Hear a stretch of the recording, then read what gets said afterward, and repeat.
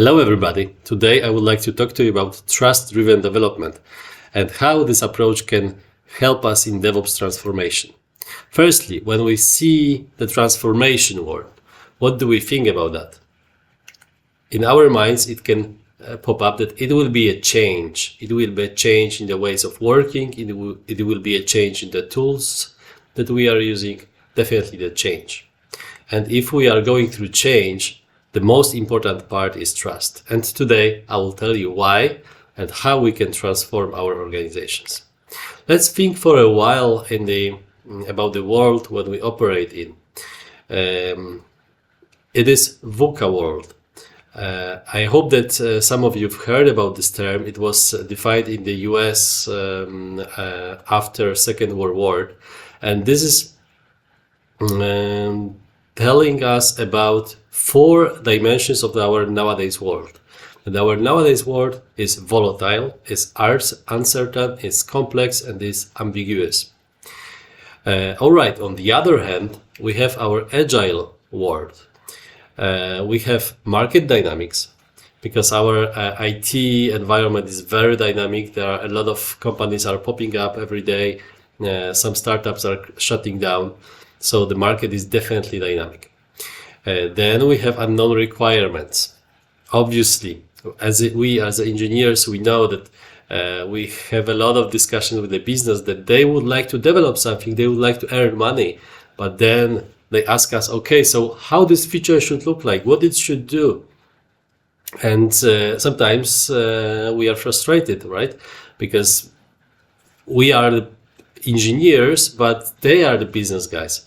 But in reality right now, we need to advise our business folks what to do and how to do it. We solve the complex problems, right? Because we are here to solve the complex problems and complex riddles. And last but not least, we have ambiguous estimations, right? When we develop something, we need to have a funding for that. And our business folks usually ask about, okay, nice feature, how much money does it cost? So we have those 4 aspects of our agile world. I call it MUCA acronym. So market dynamics, unknown requirements, complex problems, and ambiguous estimations means MUCA. And it is sort of, for me, the answer for this VUCA world. Now, if we see the Agile Manifesto right now, we can see that in every single item, in every single line, there is a trust involved. Because the first one, individuals and interaction over processes and tools. Okay, so if we would like to interact with each other, we need to trust each other, right? Customer collaboration of the contract negotiation. We need to trust our customer that we will be negotiating and fighting for every single feature. We will be collaborating. Responding to a change, definitely we need to trust ourselves that we are capable to respond to the change that is happening. And we need to acknowledge that. And working software, someone needs to trust us. Most precisely, the investors need to trust us that we will develop, they will put their money and we'll develop their software. So let's think for a while about this trust aspect. Isn't it a little bit fuzzy? For me as an engineer, I didn't know what does it mean to be trustful and to have trust, to build trust with each other. So what I did some research about that, and I observed that there are 2 aspects of building trust. The first aspect is cognitive aspect, and the other aspect is emotional aspect. Cognitive aspect is transmitted through thinking. So everything that we think of, everything that we have in our mind, the skills we have, the knowledge we gained, the experience we've got, this is the cognitive trust aspect of trust. And emotional aspect of trust is transmitted through feeling. So everything that is connected with our intentions, with our openness and honesty, everything that we make people feel if they are interacting with us, it is emotional aspect of trust. And we call it that we are in integrity when we have those aspects. So cognitive aspect is more oriented for the results. Emotional aspect is more oriented to the being in integrity as a person. So we have those two pillars. And we need to, while building trust during DevOps transformation and during DevOps practices, we need to think about those two. The first pillar is all about competence, and the second pillar is all about character. So it means that trust is a combination of competence and character of us. Competence is the cognitive intelligence that we have. We are engineers, so we all know that when we work, we use our analytical skills, we use our logic, we have the specific language. It can be Java language or C++ language, but it also can be specific technical language that we are not aware even. Like we are talking about deployment, we are talking about measurements, we are talking about having the ceremonies like planning, retrospective, and so on. That's specific language, and people outside of our domain will not understand that. The same with the data. We use a lot of data, we analyze a lot of data, and we know what does it mean if we are analyzing those records in the database, for example. But this is the meaning for us, for our cognitive intelligence, not for others. We have also emotional intelligence. And emotional intelligence is basically how to recognize and understand our emotions. So when we are in such a state, for example, during the meeting, and we don't understand our emotions, we will not be able to also react properly. So the first things first is to understand in which state we are in and what's going to happen with us. And then we can define our reaction on the certain situation, for example, during meeting.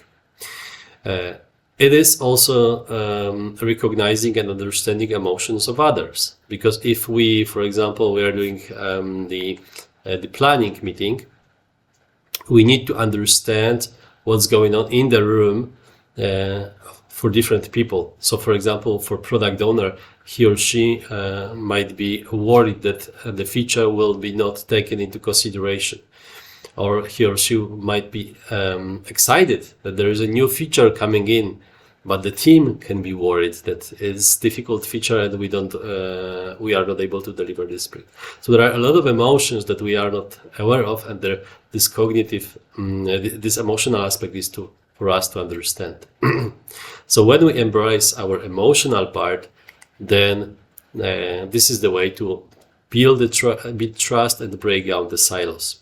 And why I'm talking about the silos in the organization? Because this is a clue, this is a crucial part in terms of the DevOps transformation. When you see this picture, there is an example of tools ecosystem for DevOps. There are a lot of different tools that we are using, we were implementing in the companies, or we would like to implement. And you can see that there are certain domains of the tooling. We use, for example, GitLab to build application.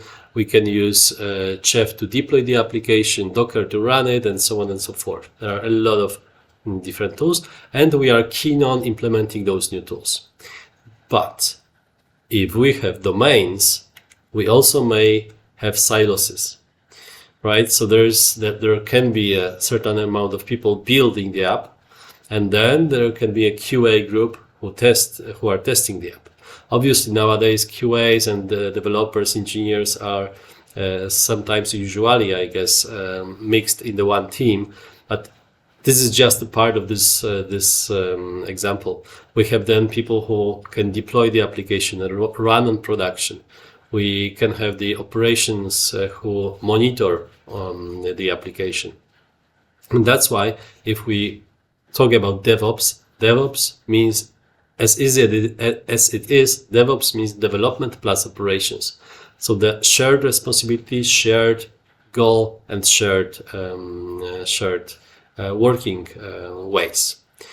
So in order to have it, we need to break the silos and build trust. If we will build trust between those groups, we will be succeed. And the tooling is just another example that we will be using, but definitely we need to have trust. Why it's so important? Because, for example, let's have this example of building and testing software. So we have developers who build the code. We have QAs who test the code. And I remember like 15 years ago when I was a Java developer, there was a little competition in the company between engineers and the QAs. That the software will have a bugs or will not have the bugs. So developers were building software and saying, yes, this software is ideal, works for me in my environment, it works, it is perfect, there is no bug. And then this jar file, whatever, this app were going to QAs, and QAs were saying, oh, there's a lot of bugs over there, please raise the tickets in Jira. So that was a little competition, and obviously engineers, and I was an engineer, and we were saying, yeah, it works for me. Do you know that? Yeah, it works for me.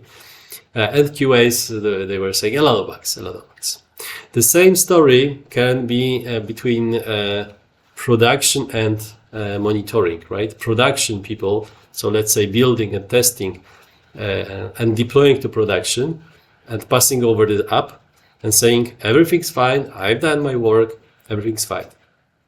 It breaks production. Oh, there is operations guys who can fix that. And that is also a challenge, right? Because operations guys may say also, oh, the production is broken. Yes, that's because of the QAs, or because they didn't test it, or because of engineers. So there's a blaming game starting at this point. And if there will be a trust like this, that we'll have one common goal, one common mission, and people will trust each other, that engineers, yes, they did the best work they've ever done, but bugs can be there. Or engineers can trust operations, that yes, operations, they have a lot of good intentions in running on production, but sometimes they need to fix something in the code, and we can help them understand the code. If there will be a trust, it'll be helpful for everyone. This is about also exchanging the knowledge. So I met a lot of operations guys who wanted to do some coding part, but engineers said, no, operations guys, you just run the applications, we are fixing the bugs. And vice versa. I met a lot of operations guys who told me that we are just running the app, and everything that needs to be fixed will be done by developer because they build the software. There was an idea a couple of years ago, you build it, you run it, yeah? So having the same people building and the same people run it, so this is as well this direction that the DevOps is going to. And if we build trust by showing our results, showing that we deliver something, and also showing our attitude that we are open to discussion with other people, then the whole tool chain of our ecosystem can be shared, and DevOps can be implemented. As I mentioned at the beginning, there are three aspects that we change. We are changing a lot during DevOps transformation, but there are three aspects that we change: team structure, process adjustment, and tools review. Sometimes we don't need to change, but sometimes we need to review those, because team structure, I'm not going to the details about team structure here, but there is a separate book, Team Topologies, where you can find the different structures for different organizations. But definitely, if we review our organization, we think about structure. Do we have the right people in the right team? For example, Dev QAs, Dev Operations. So we need to have the trust to management and from people that this team structure or restructure will be done smoothly. We may do some process adjustments. So some of our processes, ways of working that we are following right now, it's maybe not efficient or maybe can be improved. So we need to have trust in the group in order to change it, because there will be definitely resistance of people who like the processes, and there will be some difficulties in trusting the others that the others would like to do it better.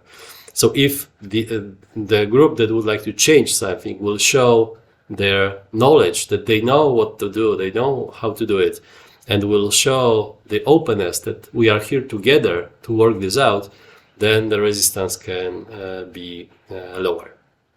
And the tools review, we love that as engineers, right? When we do the DevOps transformation, we do tools review, implement a lot of new tools and so on. But in that case, it needs to be also, our management needs to trust us that we know the tools, we will be using good tools, and we'll handle that to make our software successful. And then once we have this trust, we as engineers can have the autonomy, right? We are striving for autonomy. You would like to do autonomously a lot of things. So once we show people results and then show our intentions that they can trust us, we can get the autonomy. And it's even mentioned in the DevOps evolution model on the third stage that that's the example that individuals can work without manual approvals from outside of the team. It is also about trust, because this approval step, for example, while deploying to the production, having this continuous delivery piece, right? There's usually in the companies there's the green light that someone manually needs to click in Jira or whatever. So that's this approval, and if these people who make a green light will trust developers, then we can go towards more deploying without approval. And I would like to mention also Brené Brown here, and her quotation. She is a US psychologist and researcher, and she said that trust is not being built in big sweeping moments. It's being built in the tiny moments every day. And it works like this, that you have one engineer joining the team, and you have the other engineer in the team, and our brain subconsciously is assessing the relationship, is setting up the relationship between us, is assessing the two aspects that I mentioned. Do this new guy have the knowledge and can help us in our team? And how about intention of this guy, of this person? And every sweepy moment, our brain subconsciously assess those two aspects, and once it's assessed, a relationship is being built and is built, and trust is established. Now I have two examples for you guys. Pair programming, that's the first one. In pair programming, we need to have the trust between each other, right? There are some challenges. When I met with the engineers, they told me that there are challenges in the pair programming. There's a fear of being assessed. The first things first. I'm the developer. I'm a senior developer, for example, doing the pair programming with a junior guy. But isn't my code senior? Is it enough? Does this the other guy will see the value?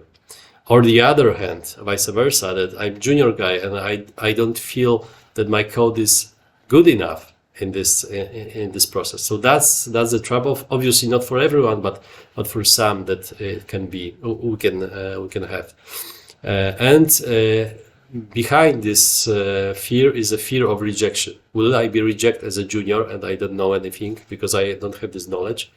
Or will I be rejected as a senior because I may not have a knowledge and my attitude may not be right?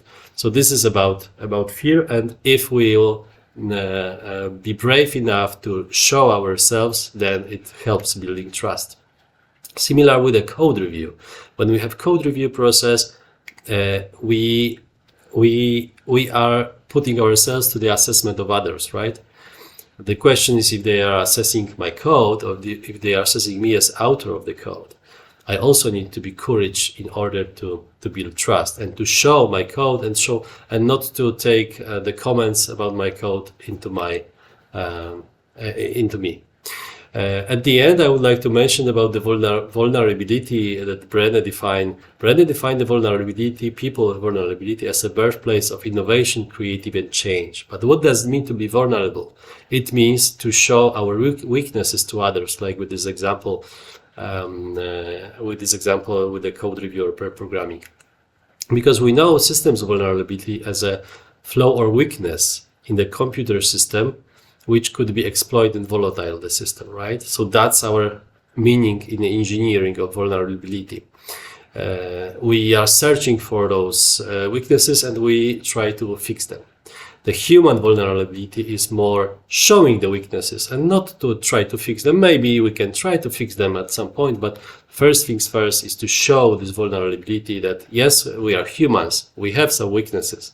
And if we admit that to people, then people will trust us more, because this our attitude, our intention will be clear.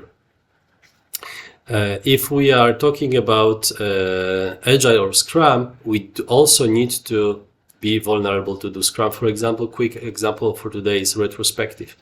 So we do retrospectives, and in order to have meaningful conversation, we need to show ourselves as we are.